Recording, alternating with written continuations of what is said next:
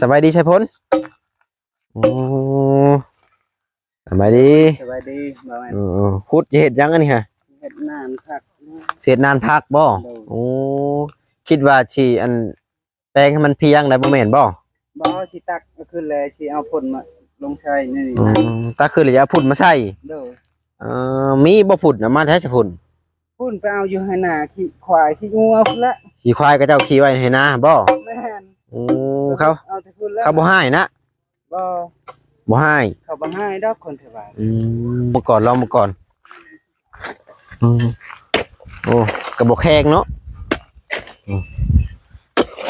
โอ้ยแข็งอยู่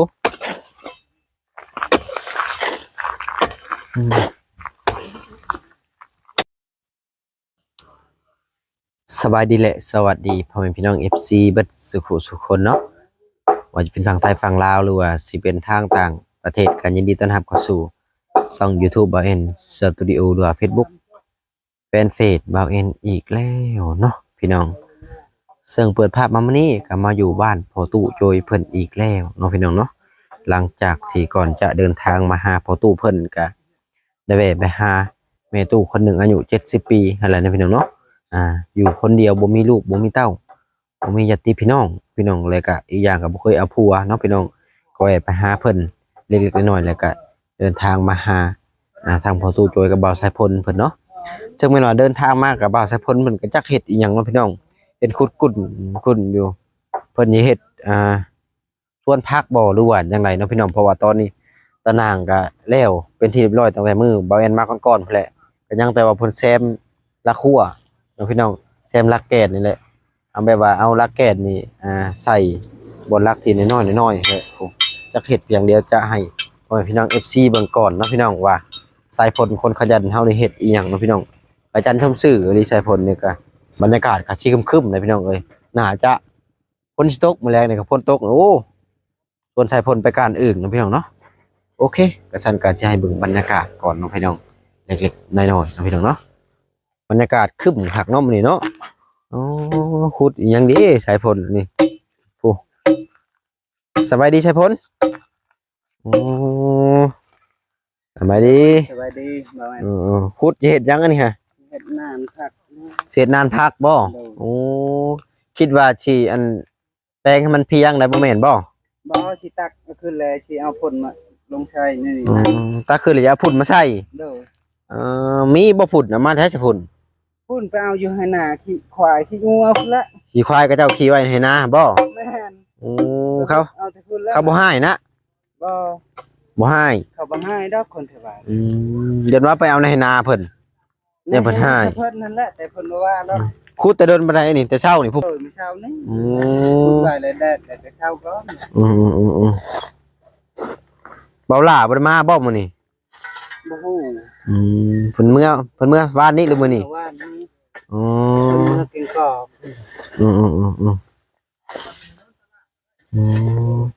นี่แหละห่มเลยนี่แหละพี่น้องเนาะห่มกกหมากมีหยังวะหมากอลางครับต้นผักกระเดาเนาะพี่น้องมีแต่ห่มนี่แหละเพราะว่าขยับเพื่อนเข้ามาแล้วมันถึกห่มพอดีนี่ดิเนาะพี่น้องเพิ่นมาเพิ่นสิอันนั้นเนาะพี่น้อง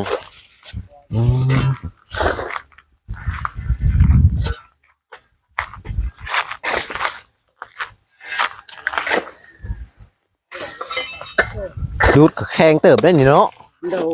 โอ้เบิ่งลองก่อนจักบาทนะพี่น้องลองมาก่อนโอ้กระบอกแข็งเนาะโอ้ยแข็งอยู่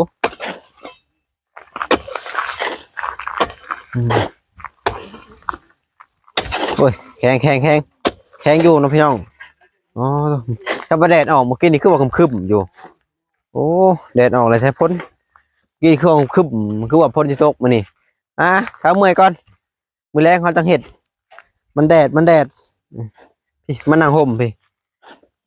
ซีค่ำ5 โมงแรงเขาจังเห็ดต่อมาพี่ใช้พ้น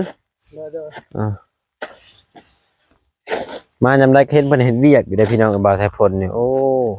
ขยันชมสื่อแห้งอีหลีเด้ มีแต่ต่อไปเฮาก็อนามัยให้มันเพียงเนาะตัวนี้ตัวนี้หลังเฮือนนี่เนาะนี่ไปมานั่งห่มพี่น้องพี่น้องเฮือนก็กว้างแล้วบัดนี้ก็รอตั้งแต่ว่านี่แหละบ่แซนเพิ่นสั่งอันน่ะมาจังเฮ็ดอีกเฮือนชานกันเนาะพี่น้องตอนนี้เฮาก็มากันพากันมาเช้าเมื่อยก่อนเนาะพี่น้องเดี๋ยวช่วงแรงๆเฮาจังสิพากันเฮ็ดใหม่เนาะโอ้หมดสัญญาณแล้วนี่เนาะพี่น้องเนาะสบายดีเด้อเด้อ สบายดี โอ้มื้อนี้กินข้าวเที่ยงก็ยังมื้อนี้ กินข้าวเที่ยงกันนะต้มไข่ไก่ ต้มไข่ไก่ให้เป็นผลต้มเจ้าบ่ คอยและต้ม อ๋อ พอ2หน่วยคอย2หน่วย คือมื้อนี้ยังบ่ได้มีไผมาเนาะ เดี๋ยวแม่ ซุมบ่แซนบ่ได้มาบ่มื้อนี้ บ่เห็นเพิ่นมา คือว่าเพิ่นสิมามื้อนี้ จังหวะ คือว่าช่วงแรงๆบ่เป็น4-5 โมงพุ่นเนาะ โดย แต่ก่อนมันเข้ามาช่วงแรงบ่หรือช่วงใดซะ แต่ก่อนก็มีแต่ถ้าว่าตอนเช้าก็ตอนเช้าโลด แต่ นะ เช้าโลด ถ้าว่าบ่เห็นตอนเช้าก็มีแต่ตอนแลงนั่นแหละ ตอนแรงเลยเนาะ เด้อ คำช่วงคำนี้เพิ่นยังบ่ทันมาเนาะ เดี๋ยว ก็น่าจะเป็นตอนแรงพุ่นแหละเพิ่นสิเข้ามา อันคือขุดอันนี้ขุดเฮ็ดนานพักบ่ เดี๋ยว ปลูกผักอีหยังนี่ ผักกาดบ่ ผักอันน่ะผักหอม ผักหอม สิหวานในมันเด้ อืม ในมักแตง มีบ่ได้หมักแตง บ่แสนชื่อมาให้เลยเด้นี้ อืม อันนั้นแหละมาให้เฮ็ดไว้ แม่เพิ่นให้เฮ็ดพอได้อยู่พอได้กินเนาะ เดี๋ยว พอบ่ได้ซื้อหมู่ แม่ จักว่าเฮ็ดบ่อนไผใหม่จักว่าเป็นกว่าบ่จัก บ่เพราะว่ามันไกลว่าห้องน้ำยัน ยันน้ำห้องน้ำไหลมาบ่ โดยยันว่าผู้ลางคนนั้นเขาขี้เลี้ยง ขี้เดียด นะ เนาะถ้าว่าเฮ็ดอยู่พี่ค่ะนะ ต้องปลูกมะพร้าว มะ ใส่ พร้าวนะฮะ บนน้ำไหลลงมาแล้วก็เป่งมาใส่เป็นคักเด้ แม่น เพราะว่ามันมีพุ่นพี่น้องมีพุ่นไปในโต ๆเดี๋ยว คันว่าเฮาแต่ว่าเฮ็ด FC คอมเมนต์มาอยู่เพิ่นบ่อยากให้ปลูกใกล้บันไดยันมันหล่นใส่หลังคาเพิ่นว่าต้นพร้าวนะ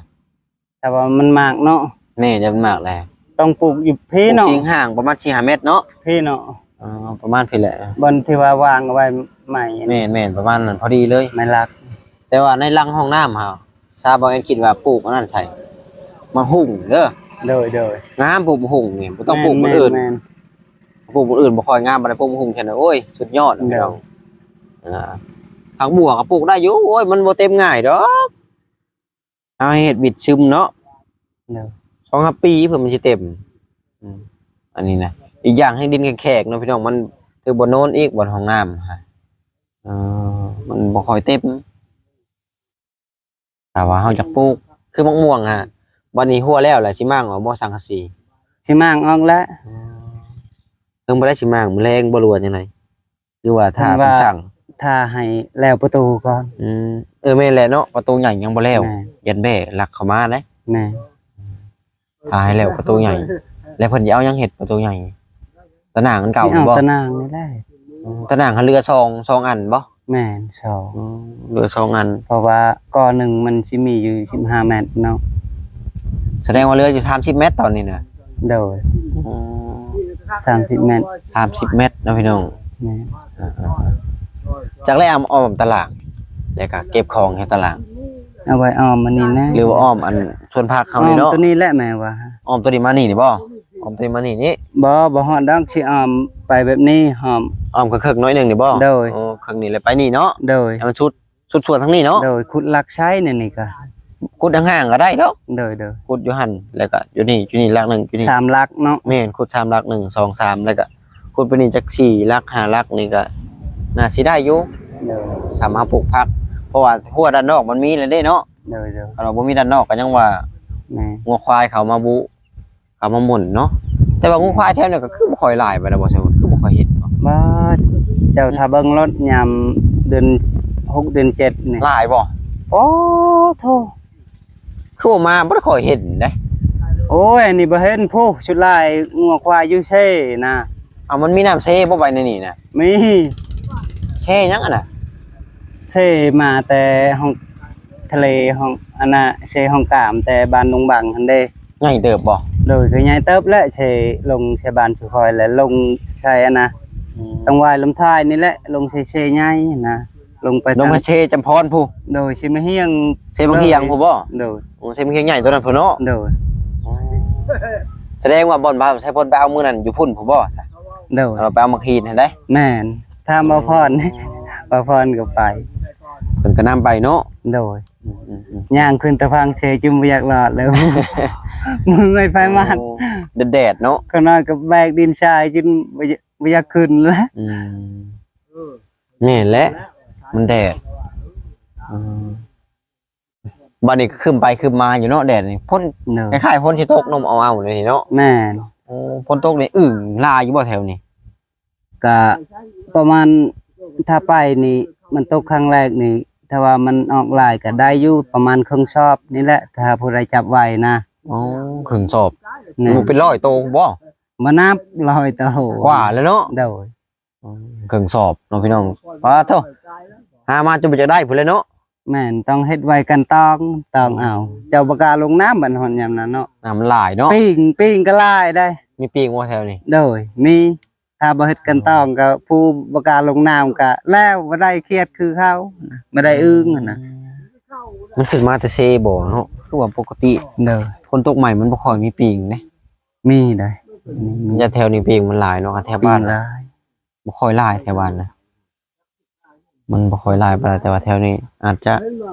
มีเป็นความบาดใส่พ้นเว้าหั่นแหละ เด้อ แต่จังไดอันเซาเพิ่นสั่งจากมือเลยอันเซาเฮือนดินเจ้านะ ก็บ่ฮู้เด้อ คือ2-3มื้อแล้วได้เนาะ 2-3มื้อแล้วแต่ว่าเขาทอกยังบ่แล้ว เพื่อเขาถอกให้มันแห้งอีกเนาะ โดยเพื่อสิปะให้มันแห้งนะ ถ้ามันแห้งเพิ่นจังเอามาได้เนาะพี่น้องถ้ามันบ่แห้งนี่เอามาบ่ได้เด้ แม่ จักเซาสรุปแล้วเก้าบ่ เก่า เก้าเสาเก้าเสาแต่ความใหญ่นะความกว้าง5 เมตรบ่ โดย ความยาว8 เมตร บ่ ฮะ 6 เมตร 6 เมตร 6 เมตรไปใส่5 เมตรนะ บ่เพิ่นเปลี่ยนใหม่เลยนะ เปลี่ยนใหม่แล้วบ่ เพิ่นสิเอา5 เมตรคูณ8ป่านนี้มันน้อยโพดเพิ่นว่า5คูณ6มันน้อยไปสิไปเอา5คูณ8โดย ก็เลยยาว ดีแล้วดีมุกดีใจนะแม่ ดีใจแล้วเนาะแม่มันซอยเนาะ โดย ถ้าว่าเป็นแห้งบ่ใส่พลคิดว่าสิได้บ่ซั่นนี้ โอ้ยตายเกิดจักสิได้หรือบ่นะ บ่คิดว่าสิได้แล้วเนาะ ถ้าเป็นลูกเป็นหลานก็ยังบ่ได้ได้ซำนี้ฮะนี่ก็สาธุและบุญคุณพ่อคุณแม่ต่างประเทศ ทางเพิ่นสวยเนาะ ช่วยได้สาธุ ถ้าไม่ให้ขึ้นไม้นี่ก็ยังว่ายากคิดยากพุ่นเลยเนาะ เด้อ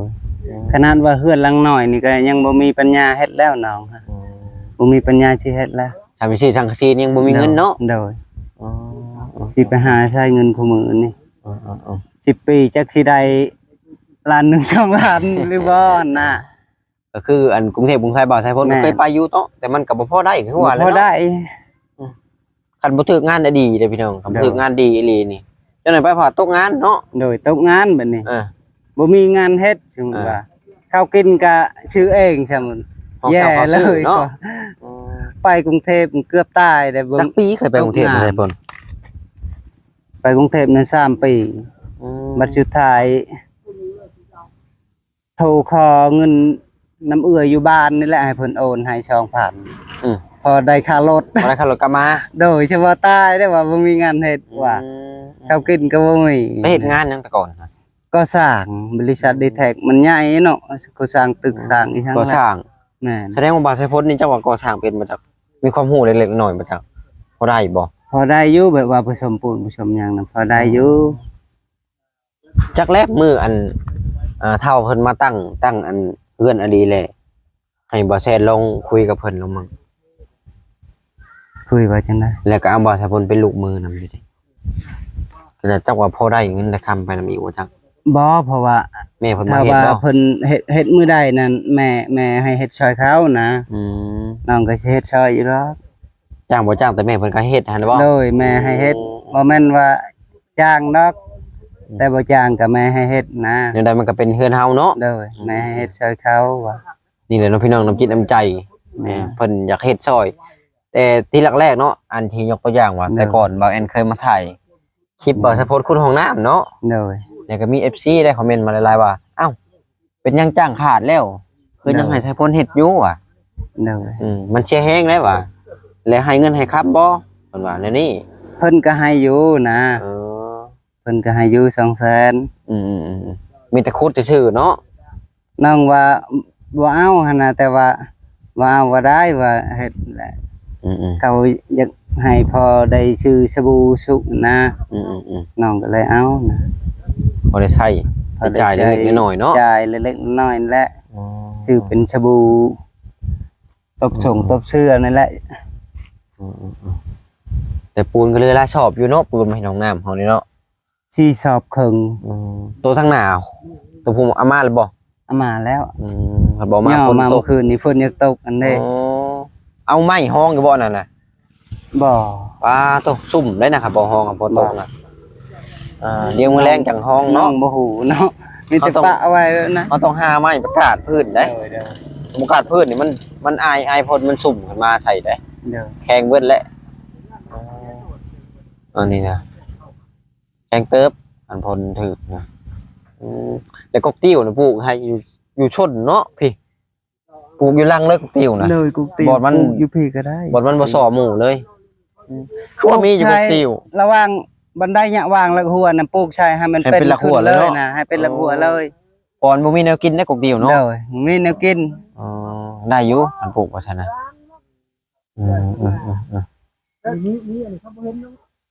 เนี่ยลายเติบแล้วเนาะใส่ผล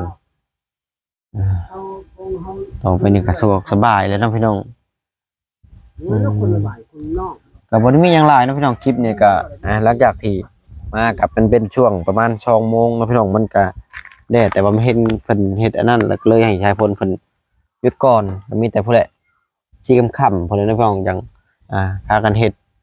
อย่าอ้อมตะนางกับบ่าวชายพลเลยเนาะเอาตะนางตัวมาก็สิคั่วกับเพิ่นอะไรของปลูกของพังอันนี้ เด้อ เนาะถ้าเอาฝนตกนี่ก็ปลูกบ่ได้อีกเด้ บ่ มันบ่ออกแล้วฝนตกมันสิเน่าเด้อันนั้นปลูกชนแดดนี่ได้อยู่ จังซั่นบ่ แม่นแหละยาม จั ฝ ง น ว่าแล้ว ปลูก น้องก็บ่เ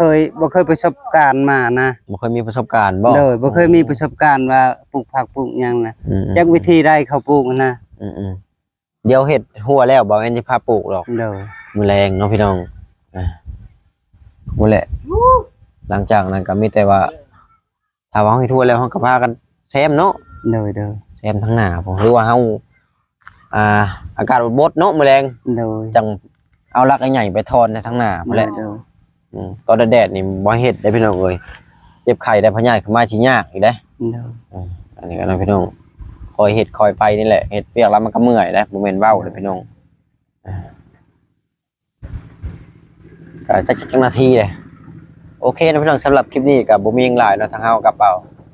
ไอ้พลก็จะขอจบคลิปไว้ก่อนเนาะ เด้อ เอาไว้พอกันมื้อแรงพุ่นแหละคลิปหน้าคลิปใหม่จังพอกันใหม่นะพี่น้องเนาะ เด้อ สำหรับคลิปนี้ก็ฝากพ่อแม่พี่น้อง FC เอาไปกดไลค์กดแชร์กดติดตามให้บ่าวไซพลเนาะถ้าว่าคนใดอยากทักมาลิ้นนำบ่าวไซพลก็ทักมาได้เนาะชื่อเฟซเจ้าได้น่ะ บ่ฮู้ บ่ฮู้ให้ตั้งให้ บ่แซน โอ้ลิ้นเป็นแล้วบ่ เล่นได้อยู่เฟซเล่นได้ แต่อ่านเป็นบ่ซะ บ่อ่านบ่เป็น บ่เป็นมีแต่เลื่อนซื่อ แม่น ๆเจ้าก็มีผู้สาวเซตมาหาแล้วบ่จัก มีแต่คนบ่เคยรู้จักนะ มีบ่ แค่ว่าหับเป็นเพื่อนซื่อๆนะ โอ้ บ่เคยคุยกับเขานะ FC หลายๆคนก็คอมเมนต์มาเนาะพี่น้องว่าอยากให้บ่าวไซพลนี่ได้เมียจะบ่เหงาเนาะแต่บางคนก็ถ้าว่าบ่แอนเว้าว่าอยากให้บ่าวไซพลได้เมียนี่ก็ให้บ่แอนอีกเด้ก็บ่ฮู้ว่าโดยสาเหตุหยังพี่น้องเนาะ บ่มีผู้ใดสิมักดอกคนคือน้องคนหน้าตาขี้เหร่นะ ป้าคำบอกไทยพ้นหน้าตาขี้เหร่นี่บอกเอ็นจักกี่ช่ำได้แล้วเนาะพี่ เขา น้องเนาะ บ่สนใจนะ เพราะว่าเฮาฐานะเฮาก็มันบ่คือเขานำบ่ถึงกับเขาฐานะเขามันงาม ปัญหาบ่คนขี้หลายเนาะผู้สาวเขาบ่เคยสนใจดอกแต่น้องก็บ่เคยคิดว่าอยากล้มผู้นั้นผู้นี้นะ เคยอยู่บนลมผู้สาวเอา เป็นแค่คนรู้จักกันซื่อๆก็พอนะ เคยลมผู้สาวมาก่อนบ่รู้ว่าบ่เคยจะเถื่อน เมื่อก่อนเคยล้มอยู่แต่ล้มเป็นหมู่เป็นคู่กันนี่แหละนะบ่ได้เป็นแฟนกันดอก เนาะพี่น้องเว้าหยอกบ่าวใส่พ้นเล็กๆน้อยๆนี่แหละแซวกันไปลิ้นเนาะเพราะมันบ่ซีเรียสนะพี่น้องเนาะสำหรับคลิปนี้ก็จะขอตัวไปก่อนเนาะพี่น้องคิดว่าจังพอกันเด้อ สบายดีพี่น้อง